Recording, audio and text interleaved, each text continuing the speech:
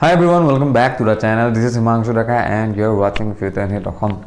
So first of all, wish you a very happy new year. Azir ei video to মোৰ ফালৰ পৰা মোৰ viewers খিনিৰ কাৰণে এটা নিউ ইয়াৰ গিফট কাৰণ থাম্বনেলৰ দেখা পোৱাৰ দৰে আজি কথা পাতিম ৰিপ্লেসমেন্ট অফ স্টেৰইডছ এটা গাইজ ৰিপ্লেসমেন্ট অফ স্টেৰইড তাৰমানে এটা স্টেৰইড কিয় লোৱা হয় মই কম্পিটিটিভ বডি বিল্ডাৰ খিনি কথা কোৱা নাই গতিকে তেওঁলোকেতো ল'বই লাগিব কাৰণ তেওঁলোকৰ এই প্ৰফেশনটোৱে এনেকুৱা প্ৰফেশনটোৰ ডিমাণ্ডটো এনেকুৱা কিন্তু মই আমাৰ জেনেৰেলি যিখিনি আজিকালি ইয়ং ল'ৰাবিলাকে মাসল বিল্ড বা ফেট লছ বা এটা ৰিপড ফিজিক বনাবৰ কাৰণে এনেকুৱা কিছুমান সাবষ্টেন্সৰ ইউজ কৰে স্টেৰইডৰ ইউজ কৰে তো হেতুৱে কথা পাতিবৰ কাৰণে ট্ৰাই কৰিম যে একচুয়ালি মাসল বিল্ডিংৰ কাৰণে বা ফেট লছৰ কাৰণে ইউ ডু নট নিড স্টেৰইডছ তো কি লাগে তাৰ ওপৰত কথা পাতিম নাও গাইজ নম্বৰ 1 পইণ্ট হৈছে যে স্টেৰইড লয়ে কিয় এই ইয়ং ল'ৰাখিনিয়ে বা যিখিনি অকল জেনাৰেল ফিটনেছ বা মাসল বিল্ডিং গ'ল লৈ আহে বা ফেট লছ গ'ল লৈ আহে এইখিনি ল'ৰাই কিয় লয় সি প্ৰথমতে কেনেকুৱা হয় এজন ল'ৰা যেতিয়া জিমত আহে জিম জয়েন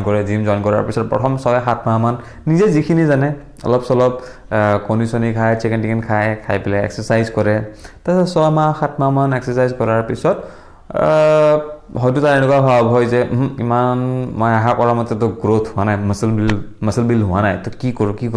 তাৰপিছত চবে লগৰ বা কোনোবাই কয় জিমত থকা কোনোবাই কয় যে তই হুৱে প্ৰটিন সাপ্লিমেন্ট খা তাৰ হুৱে প্ৰটিন সাপ্লিমেন্ট লয় নাই এতিয়াও কাম হোৱা নাই কি কৰোঁ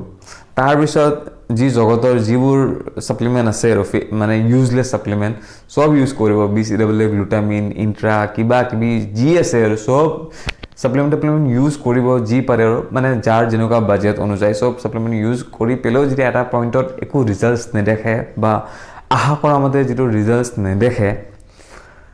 তাৰ পিছত আমাৰ মহান ট্ৰেইনাৰ সকলৰ অকমান ইনফ্লুয়েন্স লৈ পেলে কিছুমান ইয়ং ল'ৰা এনেকুৱা অকমান মিসলিড হৈ যায় যে তেওঁলোকে ভাবি লয় যে ভাই ইনষ্টাগ্ৰামত এইজন বডি বিল্ডাৰৰ বা এইজন এথলিটৰ যেনেকুৱা ফিজিক ল'ব লগা এনেকুৱা ফিজিক এটা বনাব হ'লে এইবিলাক বস্তু ল'বই লাগিব কাৰণ মোৰ গুৰুজীয়ে কৈছে এতিয়া গাইজ ইয়াতে কি প্ৰব্লেমটো হয় প্লিজ কমেণ্টত গাইল নিদিবা মই কাকো কোনো ট্ৰেইনাৰ বা কাকো ডিছৰেসপেক্ট কৰি পেলাই মই ক'ব বিচৰা নাই কিন্তু যিটো ফেক্ট সেইটো ফেক্ট ভাই এতিয়া ইয়াতে আমাৰ কি প্ৰব্লেম হয় গাইজ আমাৰ জিমবিলাকৰ ন মেক্সিমাম যিখিনি ট্ৰেইনাৰ্ছ আছে তেওঁলোক সিমান এডুকেটেড নহয় এগে মই কাকো ডিছৰেসপেক্ট কৰিবৰ কাৰণে খোজা নাই কিন্তু যিটো ফেক্ট সেইটোৱে কৈ আছোঁ বা কিছুমান হয়তো এখন দুখন বডি বিল্ডিং কম্পিটিশ্যন খেলি পেলাই এজ এ ট্ৰেইনাৰ হৈ যায় বা কিছুমান হয়তো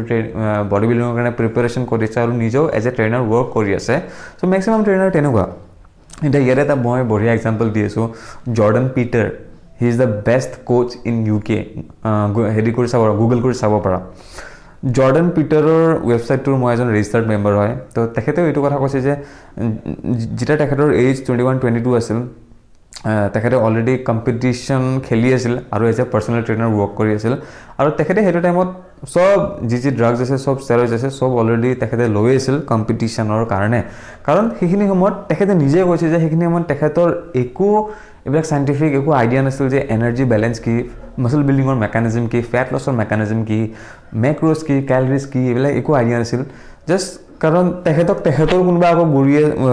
গুৰুৱে চাগে ট্ৰেইনাৰে কৈছিল যে এইবিলাক বস্তু ল'ব লাগিব ভাই এনেকুৱা যদি বডি বনাব ইচ্ছা কৰিছা ৰাইট চ' তেখেতে নিজে কৈছে যে সেইটো টাইমত মোৰ একো আইডিয়া নাছিল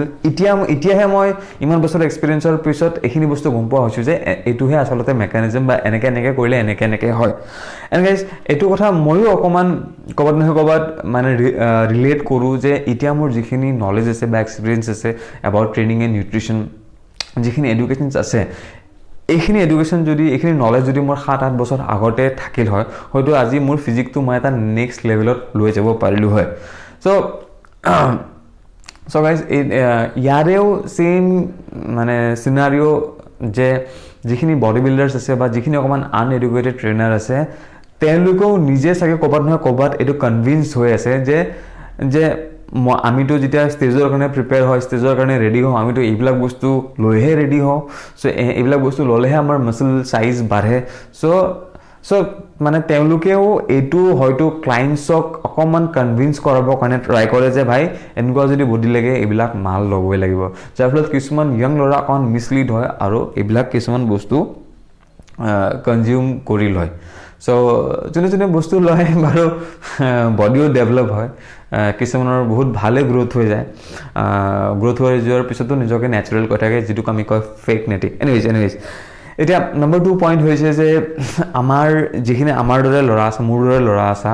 যে যিয়ে নিজকে নেচাৰেলি ৰাখিব বিচাৰিছা, নেচাৰেলি ট্ৰেইন কৰিয়ে, নেচাৰেলি ডায়েট কৰিয়ে যিমানখিনি পাৰি সিমানখিনি মাছল বিল্ড কৰিব বিচাৰিছা, নিজৰ ফিজিকটো এটা নেক্সট লেভেলত লৈ যাব খুজিছা, আমি কি কৰিম? আমাৰ ন গাইজ এটাই উপায় আছে, সেইটো হৈছে know' the basics about training and nutrition. Hard training কেনেকৈ কৰিব লাগে বা নিউট্ৰিশ্যনৰ বেচিক্স, মানে ফেট লছ কেনেকৈ কৰে, ফেট লছৰ মেকানিজম কি, হাইপাৰট্ৰফিৰ মেকানিজম কি, মাছল বিল্ডিঙৰ মেকানিজম কি, মেক্ৰ'জ কি, কেলৰিক সাৰপ্লাছ কি, ডেফিচিট কি, এটচেট্ৰা। কাৰণ গাইজ মই কিয় কৈ আছোঁ, এবাৰ যেতিয়া তোমালোকে এই বেচিকখিনি জানা হৈ যাবা না, তেতিয়াহ'লে তোমালোকে মেজিক ছাপ্লিমেণ্ট বিচৰা বন্ধ কৰি দিবা। এইটো ছাপ্লিমেণ্ট খালে এইটো হ'বনে, এইটো ছাপ্লিমেণ্ট খালে এনেকুৱা হ'ব নেকি, এইবোৰ বস্তু বিচৰা বন্ধ কৰি দিবা। কাৰণ অলৰেডি তুমি জানা যে এইটো বস্তু কেনেকৈ কৰে বা এইটো বস্তুৰ বেচিক কি, এইটো বস্তুৰ মেকানিজম কি। মানে এতিয়া হয়তো যিখিনি ল'ৰাৰ ৱৰ্কআউট এক্সপিৰিয়েঞ্চ 1-1.5 বছৰ হৈছে, 2 বছৰ হৈছে, তোমালোকে 7-8 বছৰ পিছত যেতিয়া তোমালোকৰ অভাৰঅল বেছ এটা আইডিয়া হৈ যাব about natural muscle building, about natural body building, তেতিয়া তোমালোকে এইবিলাক না BCAA, গ্লুটামিন এইবিলাকৰ পিছত দৌৰি নাথাকা। কাৰণ তুমি জানা যে কেনেকৈ হয় বস্তুবোৰ, একচুৱেলি কেনেকৈ ৰিয়েল ৱৰ্ল্ডত, প্ৰেক্টিকেল ৱৰ্ল্ডত বস্তুবোৰ কেনেকৈ হয়। Okay, now guys number 3, don't train like a pussy, do not train like a pussy. এইটো কথা মই কিয় কৈছোঁ, জিমত গাইজ আমাৰ বয়জখিনিয়ে, মেক্সিমাম বয়জখিনিয়ে, মেক্সিমাম গাৰ্লছখিনিয়েও হাৰ্ড ট্ৰেইনিং কৰিব নাজানে। যদিও বা ল'ৰাখিনিয়ে যেতিয়া এটা ছেট ফিনিছ কৰে আৰু ভাবে বহুত হাৰ্ড ছেট কৰিলোঁ, বহুত এফেক্টিভ ছেট কৰিলোঁ, যেতিয়া ছেটটো ফিনিছ কৰে মই দেখিয়ে গম পাই যাওঁ যে আৰু 5-6টা ৰেপিটেশ্যন বাকী আছিল ল'ৰাজনৰ ছেটটোত, আৰু 5-6টা ৰেপ টানি উলিয়াব পাৰিলোঁ হয়। মানে ফেইলিয়ৰ পইণ্টৰ পৰা ইমানখিনি দূৰত আছে অলৰেডি ল'ৰাটো। ত' হাৰ্ড ট্ৰেইনিং কেনেকৈ কৰিব লাগে মই এইটো অলপ পিছত বুজাই আছোঁ। এণ্ড নেক্সট পইণ্ট হৈছে ডু নট ইগ' লিফ্ট। আমাৰ জিমবিলাকত ইমান বেছি ইগ' লিফটিং হয়, এইটো কিয় এখন নাটক হৈ আছে মই নাজানো। বাৰডালত বেছিকৈ ৱেইট লগাই লৈ স্কোৱাট মাৰে, বহিব নোৱাৰি ইমানখিনি ৱেইট, আৰু পিছফালৰ পৰা এটা ইমান ছাপৰ্ট দি থাকে, মানে সি নিজৰ জোৰতে ৱেইটখিনি উঠাইছে নে ছাপৰ্টাৰৰ কিমান জোৰ দিছে, কিমান জোৰ দিছে, আৰু জাষ্ট মানে নামত ৱেইটটো আপ ডাউন হৈছে, মুভ হৈ আছে, কিন্তু একো বেনিফিট একো হোৱা নাই। Same goes for leg press মেচিনত। লেগ প্ৰেছ মেচিনত ইমান বেছি ৱেইট লগাই লয় আৰু হাফ ৰেপ ইমান হাফ ৰেপ মাৰে, কাৰণ অভিয়াছলি ইমান বেছি ৱেইট ভৰিখন ওচৰলৈ আনিবই নোৱাৰে। হাফ ৰেপ মাৰি পেলাই জাষ্ট নিজৰ ইগ'টো ছেটিছফাই কৰিবলৈ থৈ দিয়ে, বহুত ৱৰ্কআউট কৰিলোঁ, বহুত হেভি ছেট কৰিলোঁ, এটচেট্ৰা। আৰু বাৰবেল ৰিং, বাপৰে ইমান বেছি মমেণ্টাম ইউজ কৰে। চ' এনেকৈ এক্সাৰচাইজ কৰি একো লাভ নাই গাইজ। টেকনিক শিকা, ফৰ্ম শিকা, এটা এক্সাৰচাইজ কেনেকৈ এক্সিকিউট কৰিব লাগে। তুমি যেতিয়া বাৰবেল ৰিং কৰা, অকল তোমাৰ বেকত টেনশ্যন ক্ৰিয়েট হ'ব লাগে, অকল বেকৰ মাচলখিনিত লাগিব লাগে। এনেকৈ জাগ দিয়ে এইবিলাক কৰি লাভ নাই। চ' আগতে না নিজৰ এক্সাৰচাইজবিলাকৰ এটা ফৰ্ম ষ্টেণ্ডাৰ্ডাইজ কৰা, টেকনিকটো শিকা, এটা ফৰ্ম ষ্টেণ্ডাৰ্ডাইজ কৰা, কৰি পেলাই সেই ফৰ্মটো, সেই টেকনিকটো কম্প্ৰমাইজ নকৰাকৈ তাৰপিছত সেই এক্সাৰচাইজটোত লাহে লাহে প্ৰগ্ৰেছ কৰিবৰ কাৰণে শিকা। নাও how to train hard enough.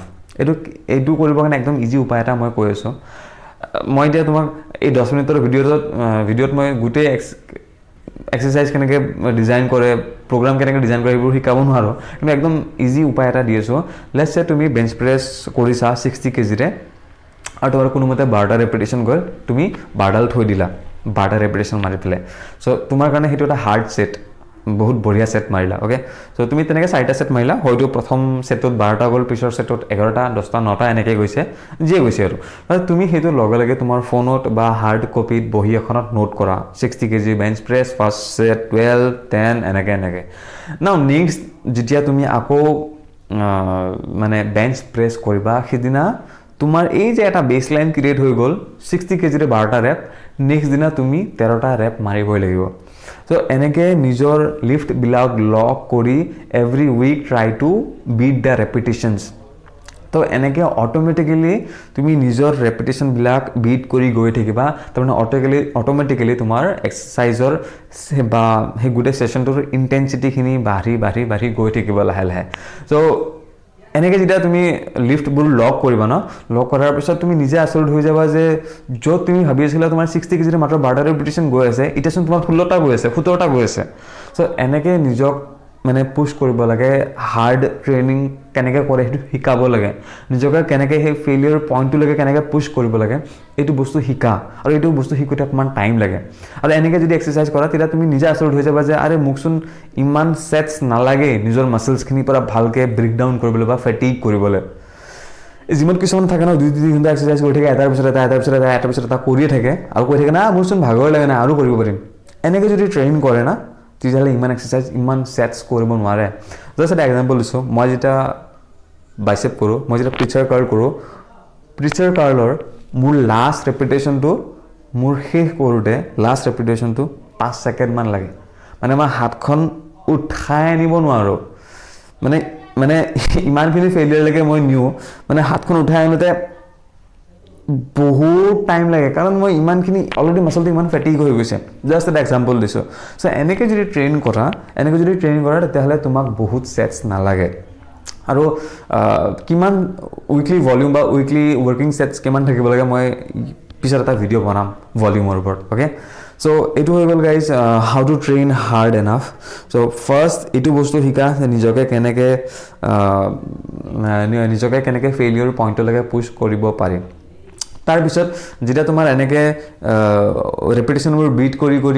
যেতিয়া মানে যিটো ৱেটত তোমাৰ আগতে 12টা ৰেপিটেশ্যন গৈছিল হয়তো যেতিয়া 16টা 17টা 18টা ৰেপিটেশ্যন যোৱা হৈ যাব তাৰমানে নাও ইউ কেন এড মোৰ 5 pounds টু দ্য বাৰ হয়তো তুমি এতিয়া 2 কেজি এড কৰিব পৰা হৈছা তাৰপিছত আকৌ তেনেকৈ লিফ্টবিলাকত প্ৰগ্ৰেছ কৰিব কাৰণে ট্ৰাই কৰা আৰু এনেকৈ যেতিয়া মানে বহুত হাৰ্ড ট্ৰেইন কৰিবা হয়তো এটা পইণ্টৰ পিছত তোমাৰ এনেকুৱা এটা পইণ্ট আহিব পাৰে য'ত তোমাৰ মানে এনেকুৱা হ'ব এক্সাৰচাইজ মানে জিমত আগৰ দৰে তুমি ইমান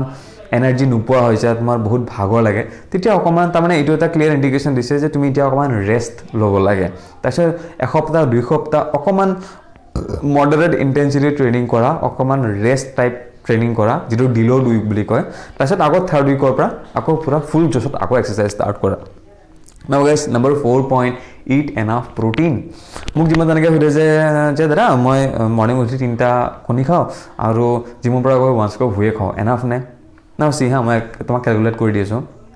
3টা কণী 3 4 18 লেটছ সে 20 গ্ৰাম প্ৰটিন আৰু হুৱে 1 scoop 25 gram protein 45 grams of protein আৰু সি যদি তিনিও খা যায় দালি ভাত আৰু চব্জি কিবা কিবি খায়